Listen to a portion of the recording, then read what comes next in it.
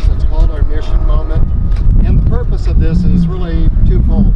One, we want to be able to support those that have actually been through this experience, and either as a patient or caregiver, somebody that loves them. And two, because that is our inspiration for the day. Many of us already have our own connections. This is a good place, though, if you don't yet have your own direct connection and you're riding with us. I'm extra pleased to see you out here. But when you're hearing these mission moments, this is the time where you can connect. If you connect with someone, use them as your inspiration for the season. Include them in your marketing, include them on your website, and tell the story, because the story is what gets us to end up accomplishing our goals and reaching our fundraising goals. This morning, exceedingly pleased to have the gentleman that we have with us. We're the HCVT team members. Some folks out here.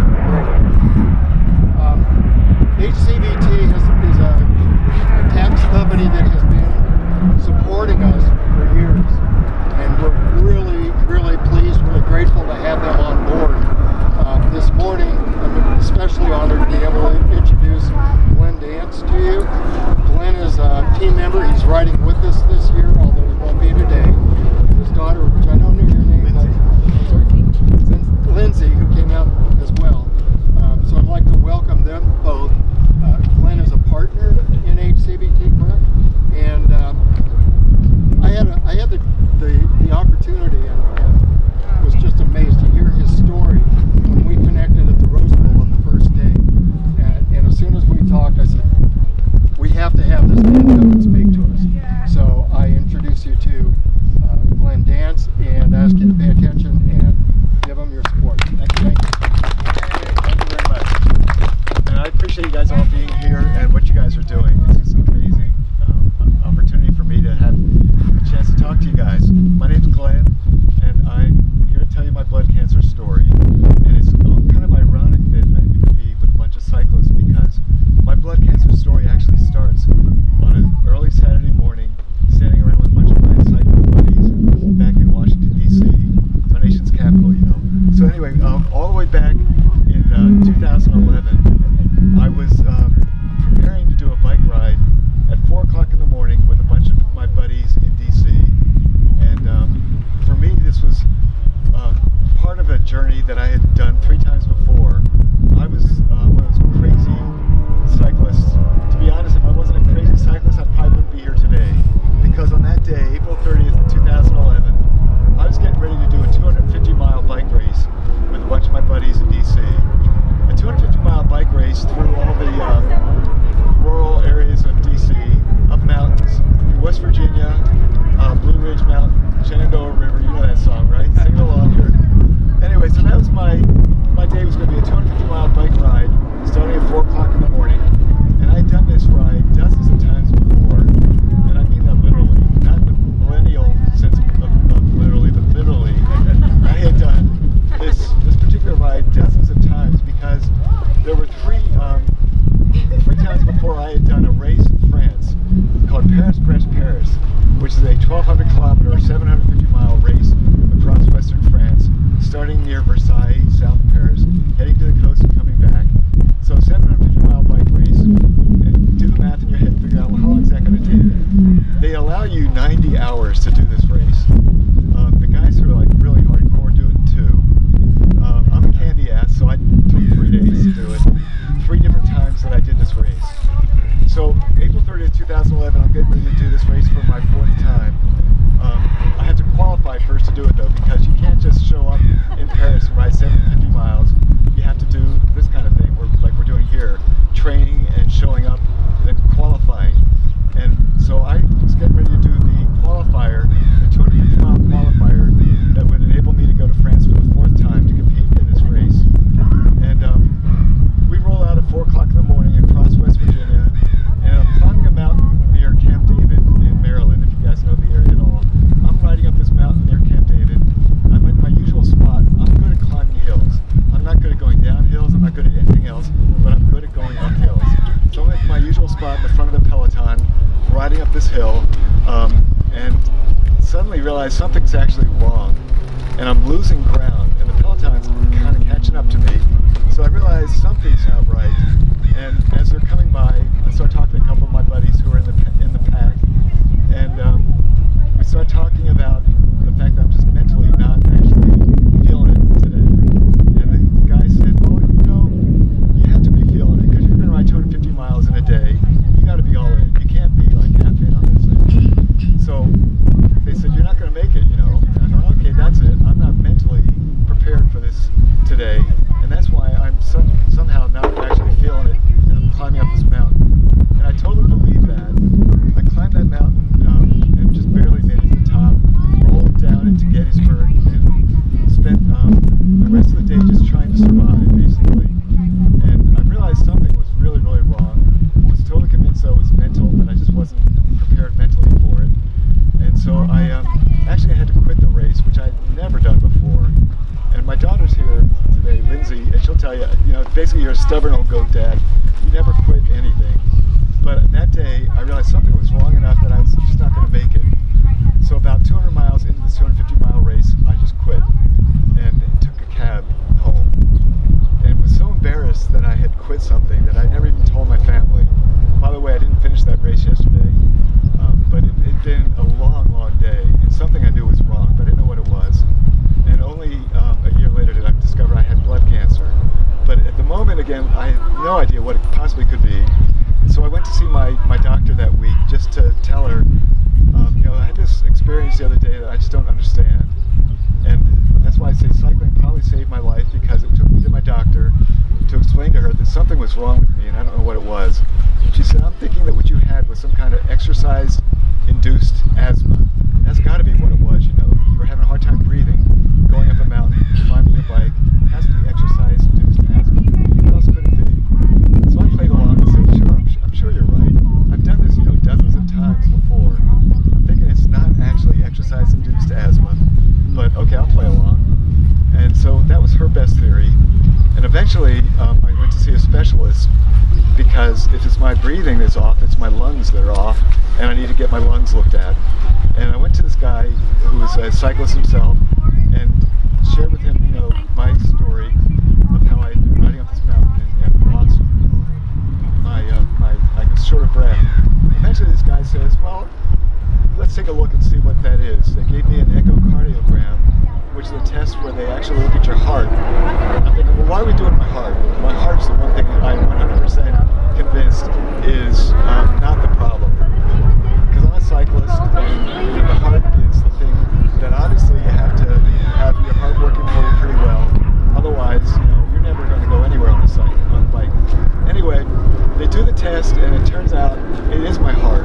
There's something wrong with my heart, but nobody can figure out what it is. So I get referred from a pulmonologist to a cardiologist. The cardiologist says, all right, here's what I think. I think you blew out your heart. I said, all right, that's not a thing, right? You don't actually blow out your heart. People blow out their knees. But he said, well, think about all the bike riding you've been doing. I think you blew out your heart. I'm like, no, that's not actually a thing. But anyway, so after listening to him tell me that and go through a series of treatments that he did for people who might have blown out their heart, whatever that means, I finally got frustrated and decided I got to get a real doctor, a real diagnosis, and went to the Mayo Clinic in Rochester, Minnesota. And I mentioned that by name in particular because it's like the Emerald City of medicine. If ever of you guys are ever in a situation where any family member has some mysterious illness and you can't figure out what the heck it is, the Mayo Clinic in Rochester, Minnesota, man, it is the Emerald City. And so I go there, and I'm there for 5 minutes, and the doctor says, I got good news, I got bad news. He said, here's the good news. I know exactly what's wrong with your heart. Here's the bad news. You got cancer. And he just knocked me over, whatever that expression was at that moment. It's like, oh shoot, I thought it was bad enough I got something wrong with my heart. Now you're telling me I got cancer too. And he said, yeah, you've got a rare form of blood cancer called amyloidosis. And unless you've seen the TV show House, you probably have never heard of amyloidosis. But if you've seen the TV show House, you know that's that doctor who's always given these tough cases and tries to figure out what they are. And amyloidosis comes up all the time as it's got to be amyloidosis. So other than this TV show House, nobody's ever heard of amyloidosis because it's very, very rare, I'm told. Anyway, so they said,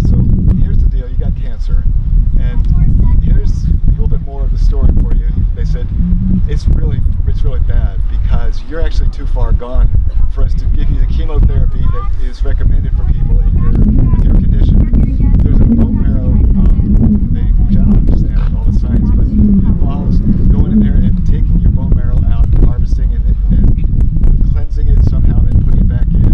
The problem is, if we take out your bone marrow, it's going to weaken you so much you're going to die. So we cannot give you the chemotherapy that we recommend for people who have your condition. So anyway, long story longer here. They decide what we actually need to do is give you a different type of chemotherapy. And so all I'm hearing is chemotherapy, blood cancer. And so what exactly is this amyloidosis thing? They said, well, what happens with amyloidosis is your bone marrow creates mutant protein cells.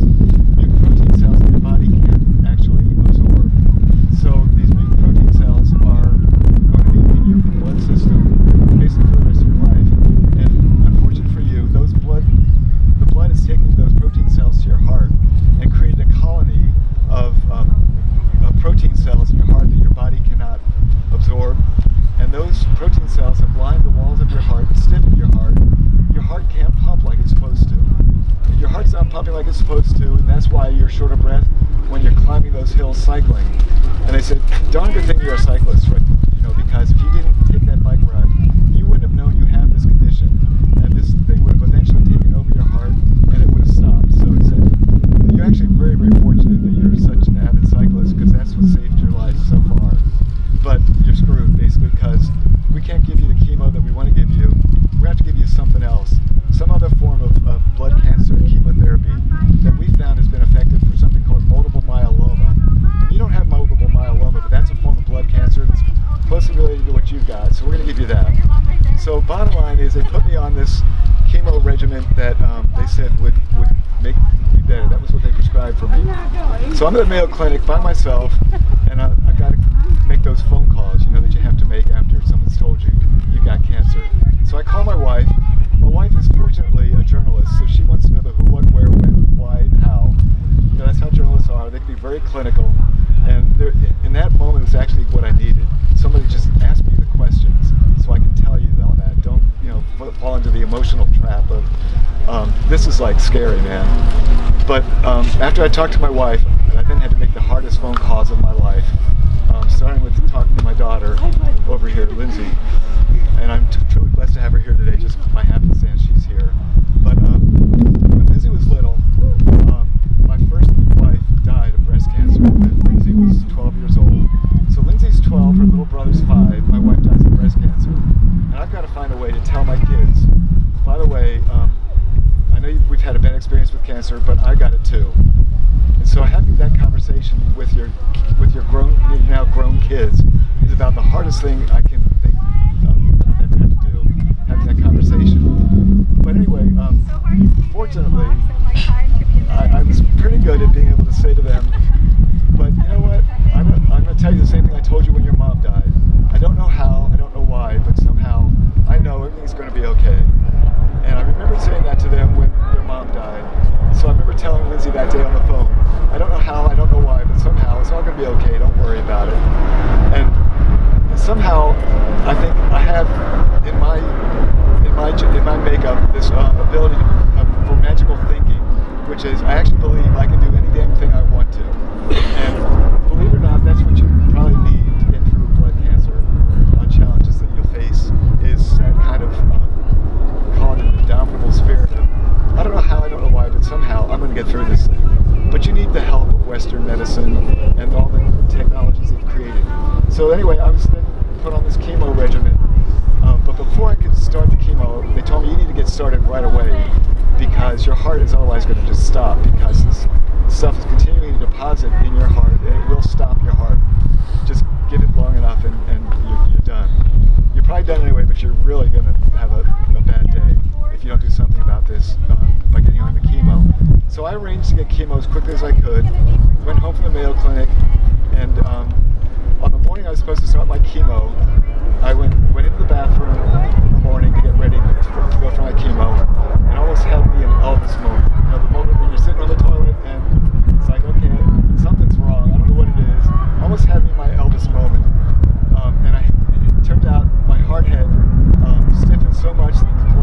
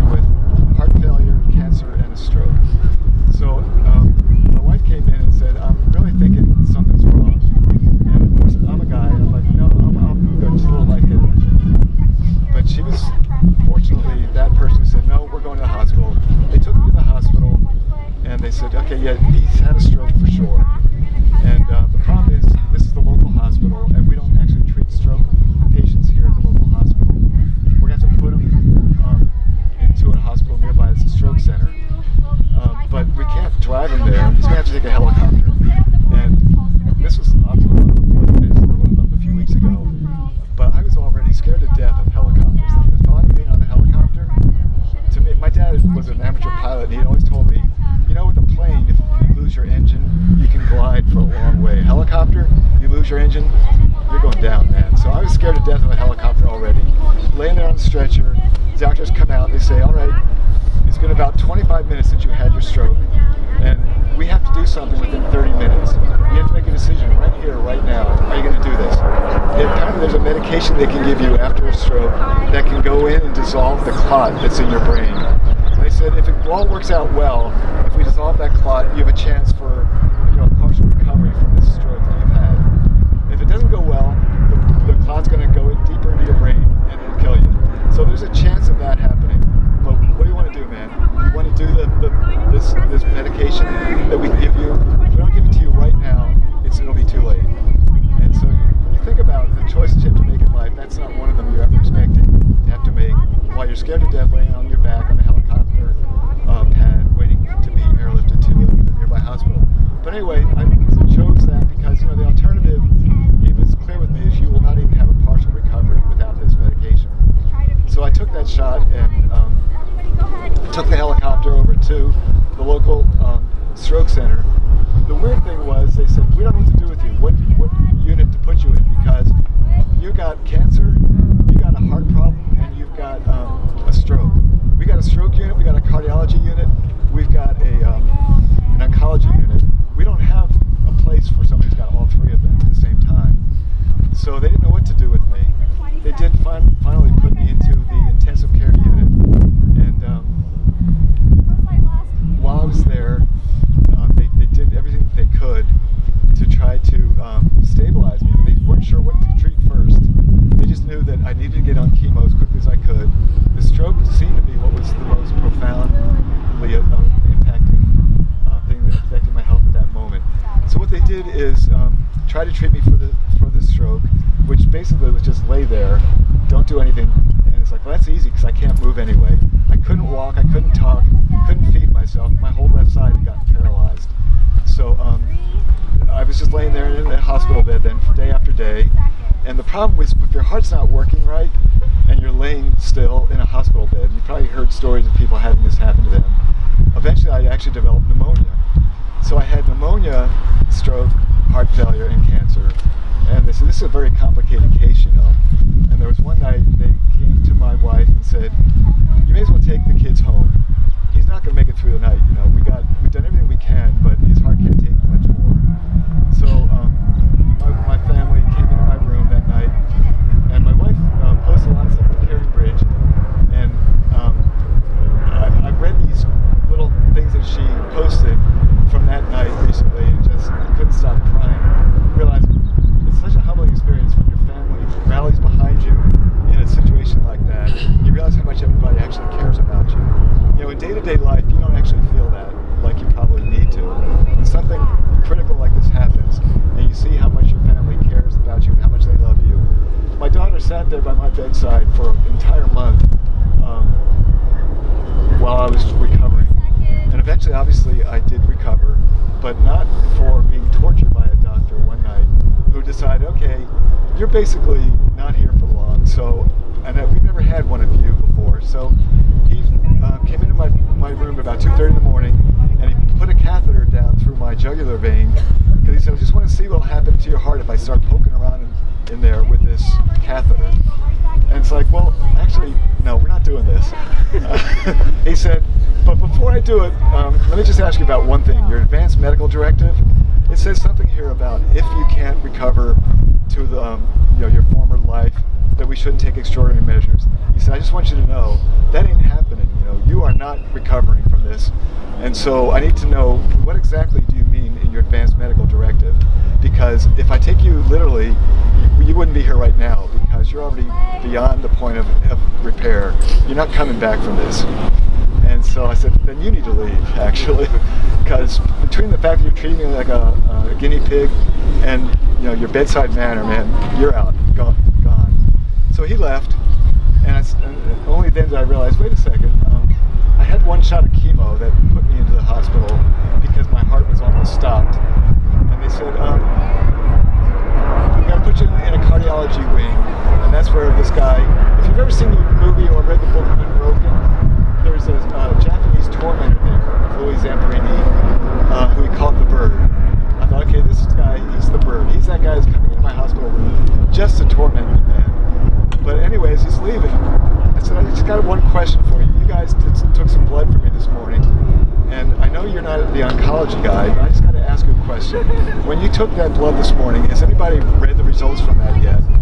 And he said, well, I don't know. I have no idea. I said, well, before you kind of count me out, why don't you just find out what my blood test revealed? Because I've had a shot of chemo, and I had that magical thinking power that thought, all right, I've had one shot of chemo, I'm already cured. I'm good now. And he's like, well, you know, that's not going to change a darn thing. But anyway, he came back into my room about an hour later and said, the levels that we were looking at in your blood have actually gone, they're now 140, and they had been at 1400 when I went in there. And I said, all right, that's a 90% reduction in the cancer cells that are floating in my bloodstream. And that's all I needed to hear. It's like, the chemo's working. Something about the chemo is apparently impacting my heart. There's another part of the chemo that's clearly killing the cancer. So at that moment, I was just the happiest guy on the face of the earth, because it meant my cancer was treatable, it was curable. If only I could find a way to not kill myself by going through the chemo because of the damage it was doing to my heart. So anyway, eventually we had to have conversations with the medical team back at Mayo Clinic and say, I know that there are 3 drugs that you're giving me in this chemo regimen. One of them is killing my heart, one of them is killing the cancer. We need to figure out which is which, because I can't let my heart get killed, but I do need to kill the cancer. And they couldn't figure out which of the 3 drugs it was that was killing the cancer, which one was killing my heart. So my wife and I finally just had to make a decision that we're going with a drug called Velcade. We believe that's the one that's killing my cancer, because that one kills multiple myeloma cells. I don't know anything about medicine, but I'm going with that chemo. So another part of my story I want to make sure everybody knows is sometimes you face these challenges where nobody really knows what to do, and what you have to do there is self-advocate and say, I need to know what that blood test showed, and I need to make a decision for my own health about what it is that I'm going to take for my chemo going forward. So eventually, they stabilized my condition enough that I could get back on the chemo, and within about 2 months of going on the chemo, I was in full remission. That was 6 years ago.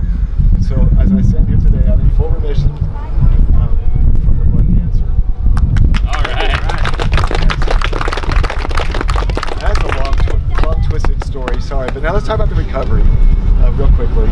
Because I was a cyclist, and I now was free of cancer. That was cool. But my heart was still basically infiltrated by these cancer cells that were deposited in my heart. And I thought, well, if I can only get rid of those, I can go back to becoming the elite cyclist that I had been before all this started. And I found out that there is no cure for that. They can stop the cancer cells from being created in my bone marrow, but they can't absorb the cells that are already deposited in my heart. And so when I come out and do something like this, I think about the fundraising that we're trying to do, and just to personalize it, what do I hope will come out of all this for me personally?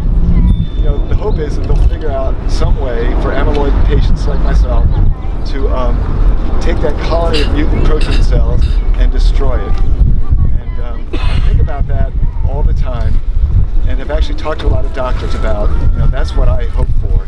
They said, you don't understand, dude. You already won the lottery. You're here. You weren't supposed to be here. Your life expectancy was measured in days or weeks when you were diagnosed, and you're still here 7.5 years later. It's time to stop looking for some magical cure. And unfortunately, I think it's just the way I'm wired. Nope, we're going to find it. It's there. We just need to figure out what it is. Finally, one doctor took me aside and he said, here's the problem with what you're hoping for. He said, be careful what you wish for. He said, what we don't know is, we don't know what's going to happen if we kill all those cells. What's going to take their place? What you're hoping for is there'll be a bunch of young, fresh heart cells that are strong and robust. He said it could be that, or it could be scar tissue. And to be honest, we don't know what would take the place of those cells if we were to kill them off. So he said, you don't actually want us to do anything more for you. You're doing the recovery that you're doing is all you're going to be able to do. Basically deal with it. And so deal with it was something I thought, well, okay, I can do that. We started, my daughter took me on bike rides. We went over to France through the Provence. We actually rode, if you ever watch the Tour de France, there's a climb they do up Mount Ventoux, which is, you know, the beast they call it. And it's actually where one of the Tour de France cyclists died one day. So Lindsay and I rode up to that point where Tommy Simpson died, and she was quite helpful for me in getting back, becoming a cyclist. So now I can commute to my office every time I go to the office, which is HCVT people tell you not very often. So anyway, cycling has been for me very critical to my survival and to my recovery. I'm now able to work again. I'm able to talk, obviously, and talk and talk and talk and talk. So,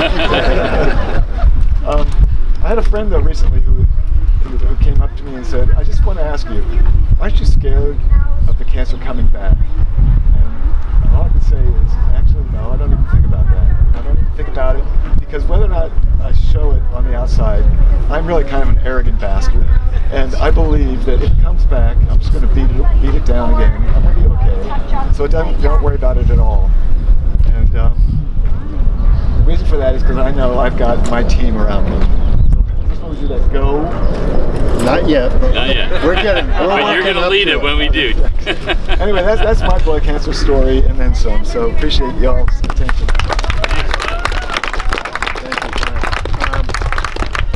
Wow, you know, week to week, we're fortunate and I would say blessed to be able to hear miracles and see miracles standing with us, riding with us.